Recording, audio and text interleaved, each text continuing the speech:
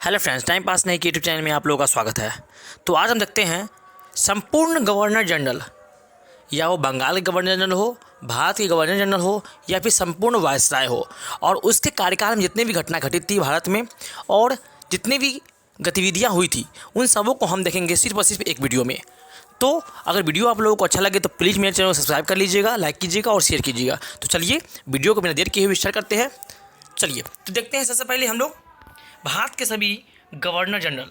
ठीक है, चलिए देखते हैं, यहाँ स्टार्ट करते हैं। भारत बंगाल के गवर्नर जनरल, सबसे पहले देखते हैं क्या बंगाल के गवर्नर जनरल, इसका कार्यकाल कितना था, 1773 से 1833 ईस्वी तक। ठीक है, बंगाल के सभी गवर्नर जनरल की सूची इस प्रकार है। तो चलिए देखते हैं कौन कौन से थे। तो सबसे पहले थे वारेन हेस्टिंग्स। तो देखिए इसके कार्यकाल में कौन कौन सी घटना घटी थी, इसने कौन कौन से काम किए थे, उन सबों को हम देखेंगे। चलिए देखते हैं। यह बंगाल के पहले गवर्नर जनरल थे। सही है। अपने कार्यकाल के दौरान उन्होंने प्रशासनिक की दोहरी व्यवस्था को समाप्त कर दी थी। ठीक है, उसके बाद इसकी उपलब्धियाँ थी 1773 का रेगुलेटिंग एक्ट, कलकत्ता में सुप्रीम कोर्ट की स्थापना, बंगाल के सोसाइटी की स्थापना। ठीक है, इसका मुख्य कार्य था। उसके अलावा इसने किया था, इसके समय जो घटना घटी थी, पहला अगला मराठा युद्ध, उसके दौरान लड़ा गया था। ठीक है, और सालबाई की संधि पर भी हस्ताक्षर किए थे। ठीक है, चलिए एक और देखते हैं। इसके बाद उनके कार्यकाल में भगवत गीता का पहला अनुवाद किया गया था। ये भी इंपॉर्टेंट है इसके कार्यकाल में। ठीक है, तो चलिए देखते हैं हम आगे और समझते हैं नेक्स्ट स्लाइड की ओर, और देखते हैं यहाँ से सेकेंड कौन थे। तो चलिए सेकेंड थे लॉर्ड कर्नवालिस। इसका कार्यकाल था 1786 से 1793 के बीच में। चलिए, इसने अपने कार्यकाल में इन्होंने अपीलीय अदालतें, निचली श्रेणी की अदालतें और संस्कृत कॉलेज की स्थापना की थी। ठीक है, चलिए उसके बाद देखिए आगे। इनके कार्यकाल में दौरान जो प्रमुख युद्ध लड़े गए थे वे तीसरे एग्लो मैसूर युद्ध थे। इसके साथ ही है ना सेरीगंगपट्टनम की संधि पर भी हस्ताक्षर किए थे, इसी ने किए थे। ठीक है, इसके बाद इसके कार्यकाल में ही अस्थायी बंदोबस्त और सिविल सेवाओं के संचालन की शुरुआत की गई थी। किसके कार्यकाल में? तो लॉर्ड कर्नवालिस के कार्यकाल में। ठीक है, चलिए अब देखते हैं आगे।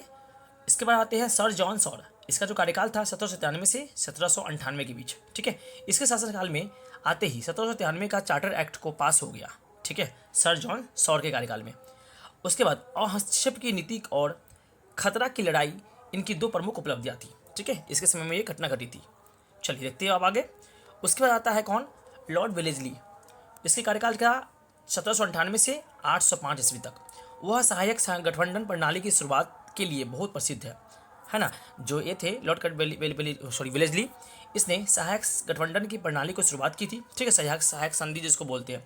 चलिए उसके बाद इन्होंने चौथे एग्लो मैसूर युद्ध और बेसिन की संधि तथा दूसरा एग्लो मराठा युद्ध जैसे विभिन्न युद्ध लड़े थे। ठीक है, इसी कार्यकाल में हुए थे ऐसा। चलिए उसके बाद देखते हैं आगे। इस कार्यकाल के दौरान इन्होंने मद्रास प्रेसिडेंसी और कलकत्ता के पोर्ट विलियम कॉलेज से भी परिचित कराया था। ठीक है, इसी ने करवाया था, इसी के समय हुआ था। चलिए अब देखते हैं आगे और समझते हैं यहाँ से। उसके बाद आता है कौन? Sir George Barlow. ठीक है, इसका जो कार्यकाल था 1815 से 1807 ईस्वी तक। चलिए, इसके कार्यकाल में जो घटना घटी थी, इसमें लॉर्ड मिंटो के आने ही तक वे भारत के कार्यवाहक गवर्नर भी रहे थे। ठीक है ना, मतलब कह सकते हैं तो कार्यवाहक है ना गवर्नर जनरल थे। कौन? Sir John Barlow. चलिए उसके बाद वह अर्थव्यवस्था और छटनी के अपने जुनून के कारण ब्रिटिश क्षेत्र में घटते क्षेत्र के लिए जिम्मेदार था। उनके कार्यकाल में 1806 ईस्वी में केवल बेल्लोर का विद्रोह हुआ था। ठीक है, आपको बोल सकता है कि बेल्लोर का विद्रोह किसके कार्य में हुआ था? तो सर जॉर्ज बार्लो के कार्य में। ठीक है, देखिए बहुत से बेल्लोर और बहुत से बार्लो। ठीक है, इससे भी याद कर सकते हैं हम। चलिए आगे अब देखते हैं आगे जो कौन है, तो वह है इसके बाद है लॉर्ड मिंटो। इसका जो कार्यकाल था 1708 में 1813 के बीच में हुआ था। चलिए, जब ये सत्ता में आए तो 1809 ईस्वी में महाराजा रणजीत सिंह के साथ अमृत की एक शक्ति संधि संपन्न हुई थी। ठीक है, किसके कार्यकाल में? तो लॉर्ड मिंटो के कार्यकाल में, और उसी के साथ हुई थी। ठीक है, चलिए देखते हैं आगे, समझते हैं। उसके बाद आए कौन? उसके बाद आए लॉर्ड हेस्टिंग्स। लॉर्ड हेस्टिंग्स, इसका जो कार्यकाल था 1813 से 1823 ईस्वी के बीच। ठीक है, इसके कार्यकाल में दौरान हुई प्रसिद्ध प्रमुख घटनाएं निम्न है। चलिए देखते हैं कौन कौन सी घटना घटी थी इसके कार्यकाल में। ठीक है, पहला, हस्तक्षेप की नीति का अंत हो गया। किसके कार्यकाल में? तो लॉर्ड हेस्टिंग्स के कार्यकाल में। उसके बाद एंग्लो नेपाल युद्ध 1814 से 1816 ईस्वी में, और संगोली की संधि 1816 ईस्वी, और तीसरा अगला मराठा युद्ध भी क्या हो गया, इसकी बिहाती ये संपन्न हुआ था। चलिए उसके बाद पेशवासी का मूलमंडन हुआ था। उसके बाद मद्रास में रैयतवाड़ी प्रणाली की स्थापना हुई। उसके बाद उत्तर पश्चिमी प्रांतों और बम्बई में बम्बई महलवाड़ी प्रणाली की भी इसमें शुरुआत की गई थी। ठीक है, चलिए देखते हैं आगे और समझते हैं। उसके बाद कौन आए थे, तो उसके बाद आए थे लॉर्ड एम हट्स। क्या आए थे, लॉर्ड एम हट्स। इसका जो कार्यकाल था 1823 से 1828 के इसी बीच में हुआ था। इसके कार्यकाल के दौरान असम का विलय 1824 के पहले बर्मी युद्ध की ओर ले गया और बैरकपुर में एक विद्रोह छिड़ गया। ठीक है, किसी कार्यकाल में, लॉर्ड एम्बस्ट के कार्य में। चलिए अब देखते हैं आगे। उसके बाद देखते हैं आगे अब भारत के सभी गवर्नर जनरल की सूची। ठीक है, अब आगे यह पद 1833 के चार्टर अधिनियम के पारित किए होने के बाद बनाया गया था। भारत के पहले गवर्नर जनरल विलियम बेटिंग थे, ये भी याद रखिएगा आप लोग। ठीक है, चलिए अब देखते हैं विलियम बेटिंग के कार्यकाल के दौरान प्रमुख घटनाएं घटी थी कौन कौन सी, चल देखते हैं उसको। तो सबसे पहले यहाँ रखते हैं, पहला जो कह रहा है क्या है, लॉर्ड विलियम बेटिंग। इसका जो कार्यकाल था 1828 से 1835 ईस्वी के बीच में, है ना। इसी कार्यकाल में 1833 में चार्टर अधिनियम के नियमों को भारत में पहले गवर्नर जनरल थे इससे पहले। इसके बाद अपने कार्यकाल के दौरान उन्होंने सती प्रथा का समाप्त कर दिया। किसने किया था, लॉर्ड विलियम बेटिंग ने किया था। चलिए उसके बाद भ्रूण हत्या और बाल बलि के साथ साथ ठगी प्रणाली का भी दमन किया गया, है ना। इसी कार्यकाल में इन सबों को हटा दिया गया। ठीक है, बहुत ही सराहनीय काम किए थे भारत के लिए, है ना, बहुत ही अच्छे काम किए थे। चलिए अब देखते हैं आगे और समझते हैं नेक्स्ट पॉइंट को। उसके बाद जो आता है मेरा नेक्स्ट है लॉर्ड जेम्स मेटकाफ। ठीक है, इसका जो कार्यकाल था 1835 से 1836, किसका, तो लॉर्ड चार्ल्स मेटकाफ का। उन्होंने आमतौर पर भारतीय प्रेस का मुक्तिदाता कहा जाता है। किसे कहा जाता है, तो आगे पूछा जाएगा कि भारतीय प्रेस की मुक्तिदाता किसे कहा जाता है, तो लॉर्ड चार्ल्स मेटकाफ को कहा जाता है। ठीक है, क्योंकि उन्होंने खुले तौर पर भारत में एक खुले प्रेस पर प्रतिबंध वापस ले लिया था। ठीक है, उसके बाद, है ना, ये प्रेस पर जितने प्रतिबंध लगे हुए थे उसको क्या कर लिया था, हटा दिया था, है ना, वापस ले लिया था। चलिए अब देखते हैं आगे और समझते हैं। उसके बाद आया था कौन, उसके बाद लॉर्ड ऑकलैंड आया था। इसके कार्यकाल था 1836 से 1842 ईस्वी के बीच में। इसने अपने कार्यकाल के दौरान उन्होंने अपने शासन काल के घरेलू स्कूलों में कई सुधार किए। किसने, लॉर्ड ऑकलैंड ने। वह जो भारत में वाणिज्य उद्योग के विस्तार के लिए जिम्मेदार है।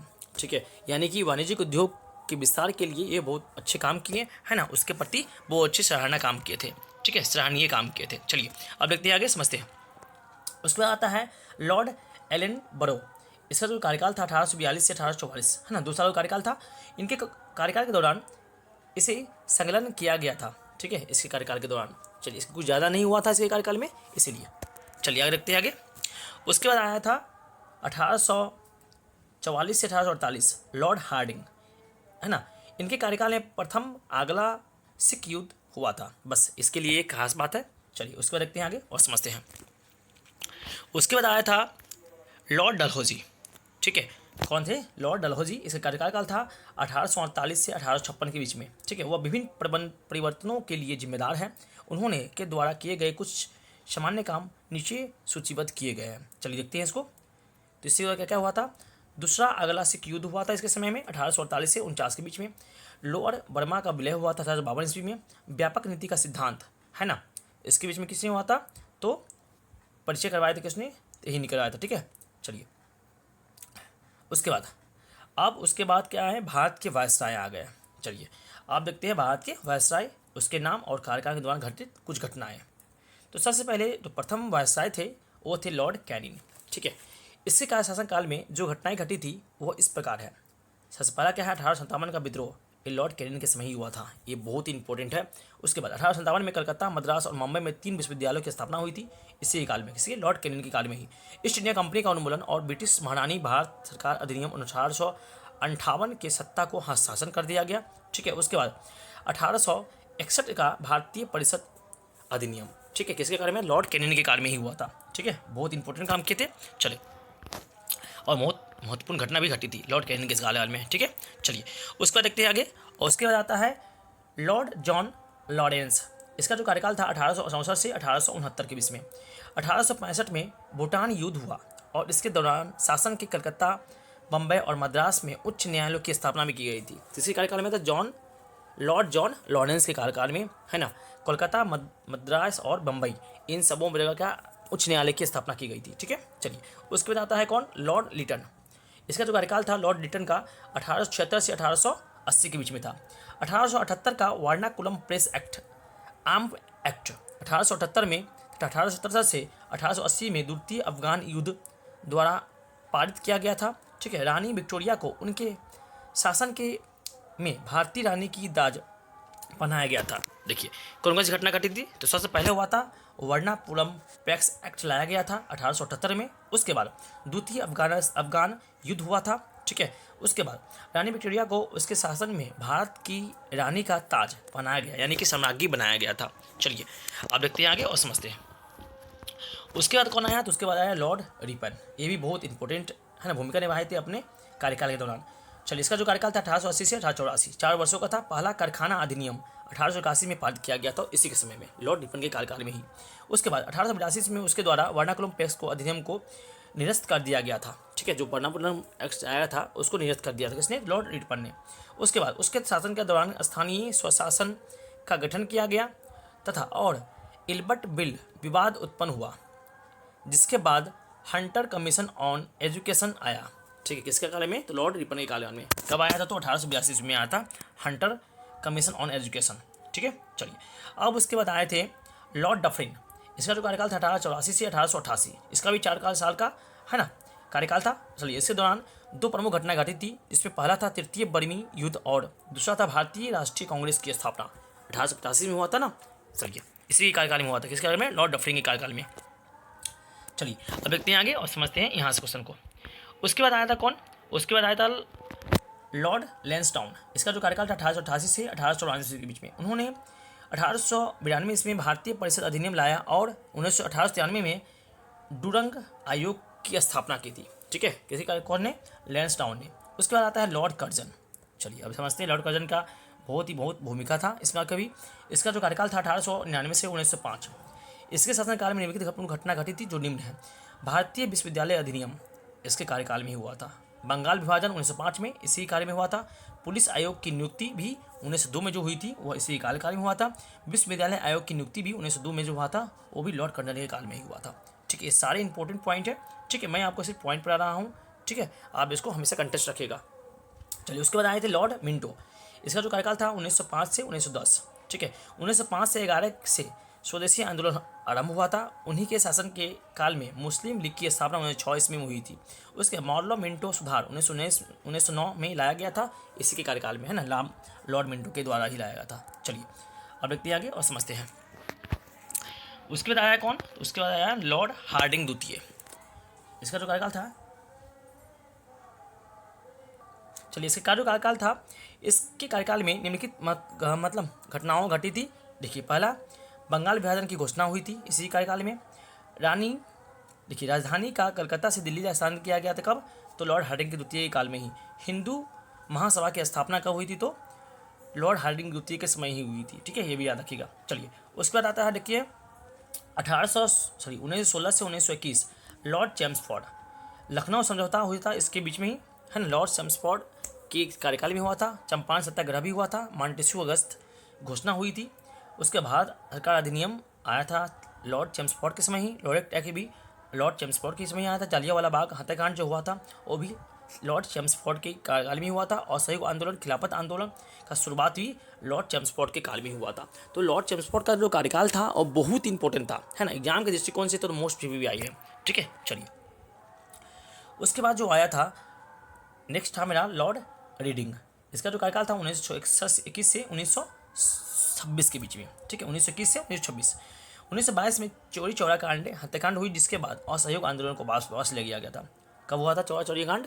तो चौरा चोरी कांड हुआ था 1922 में। साथ ही स्वराज पार्टी की स्थापना भी हुई थी। किसके कार्यकाल में? तो लॉर्ड रीडिंग के काल में।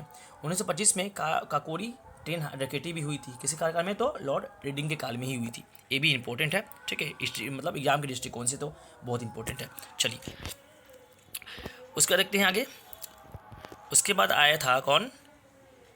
Lord Dufferin. इसका जो कार्यकाल था 1926 से 1931 के बीच में। चलिए साइमन कमीशन 1927 में भारत आया था जब वह वायसराय था। ठीक है, इसी के साथ में लॉर्ड इरविन की कार्रवाई। अन्य घटना जो घटी थी, हरकोट बटलर भारतीय आयोग की स्थापना, उसका नेहरू रिपोर्ट भी आया था 1829 में। 1929 में कांग्रेस लाहौर का सत्र जो और अधिवेशन हुआ था उसका सत्र चला था। डांडी मार्च और सविनय अवज्ञा आंदोलन 1930 में जो हुआ था। प्रथम गोलमेज सम्मेलन जो हुआ था 1930 में, यह इसी कार्य में हुआ था। उसके बाद गांधी इरविन समझौता भी जो संधि हुई थी 1931 में, वो भी लॉर्ड इरविन के काल में हुई थी। तो बहुत ही इंपॉर्टेंट है भी है। ठीक है, इसको स्किप मत कीजिएगा, शुरू से लेकर अंत देखिएगा। यकीन मानिए कि मैं 2D पॉइंट पढ़ाता हूँ, जो एग्जाम में आएगा मैं सिर्फ वही पढ़ाता हूँ। तो चलिए देखते आगे। उसके बाद आए लॉर्ड बिलिंगटन। उसका कार्यकाल था 1931 से 1936 के बीच में। इसकी घटनाएं निम्नलिखित हुई थी नीचे। सांप्रदायिक पुरस्कार है ना 1932 में मिला था। उसके बाद दूसरी गोलमेज और तीसरा गोलमेज सम्मेलन 1932 में हुआ था। देखिए, पहला जो गोलमेज सम्मेलन 1931 में हुआ था, दूसरा 1932 में और तीसरा 1933 में हुआ था। ठीक है, 30, 31, 32 में हुआ था। 30 में पहला गोलमेज सम्मेलन, द्वितीय में 32 में, तीसरा गोलमेज सम्मेलन हुआ था 32 में। ठीक है, पूना पैक्ट हुआ था 1932 में, इसी कार्यकाल में। उसके बाद 1935 का भारत सरकार अधिनियम जो आया था वो भी लॉर्ड बिलिंगटन के कार्यकाल में ही हुआ था। ठीक है, चलिए अब देखते आगे। उसके बाद जो आया था कौन, लॉर्ड लिंथलिंको, है ना, क्या नाम था, लिथगो। इसका जो कार्यकाल था 1936 से 1944। ठीक है, चलिए इसके कार्यकाल में 1939 में द्वितीय विश्व युद्ध के बाद कांग्रेस मंत्रालयों के इस्तीफा देखा गया। इसके बाद त्रिपुरी संकट और फॉरवर्ड ब्लॉक का गठन हुआ था। इसके कार्यकाल में लॉर्ड लिथगो के काल में। फिर 1940 में अगस्त प्रस्ताव आया। उसके बाद भारतीय राष्ट्रीय सेना का गठन हुआ था। क्रिप्स मिशन तथा भारत छोड़ो आंदोलन भी लॉर्ड लिथगो के कार्यकाल में हुआ था। ठीक है, ये सारे कार्यकाल बहुत इंपॉर्टेंट है, जितने भी वायसराय हुए थे और बंगाल के गवर्नर जनरल हुए थे और भारत के गवर्नर जनरल हुए थे। ठीक है, चलिए आगे देखते हैं आगे। उसके बाद फिर आया थे कौन, लॉर्ड लिथलिंगो, ये पढ़ लिए थे नीचे हम। चलिए आगे देखते हैं अब। उसके बाद आए थे कौन, 1944 से 1947, ये थे लॉर्ड बेवेल। ठीक है, बेवेल योजना और शिमला समझौता जो सम्मेलन हुआ था 1942 में, ये लॉर्ड बेवेल के काल में हुआ था। उसका कैबिनेट मिशन की स्थापना जो हुई थी 1946 में, ये भी इसी काल में हुई थी। डायरेक्ट एक्शन डे 1946 में जो आया था वो भी लॉर्ड बेवेल के काल में हुआ था। उसके बाद क्लेमेंट एटली 1947 द्वारा भारत में ब्रिटिश शासन का अंत की घोषणा हुई थी। कब, तो लॉर्ड बेवेल के काल में ही हुई थी। ठीक है, चलिए अब देखते हैं आगे और समझते हैं। नेक्स्ट है मेरा लॉर्ड माउंटबेटन। ठीक है, 1947 से 1948 तक रहे थे, सिर्फ और सिर्फ 1 साल। उसके इसी कार्यकाल में जो हुआ था 1947 में लेट क्लिप आयोग के बाद 15 अगस्त 1947 को भारत की स्वतंत्रता मिल गई थी। ठीक है, यह यकीन मानिए कि ये सारे टॉपिक मैंने जितने ही पढ़ाए थे आप लोगों को, ये सारे बहुत इंपॉर्टेंट है। ठीक है, तो चलिए वीडियो को यहाँ पर अंत करते हैं। ऐसे वीडियो के लिए आप मेरे चैनल को सब्सक्राइब कर लीजिए। तब तक के लिए थैंक यू, जय हिंद।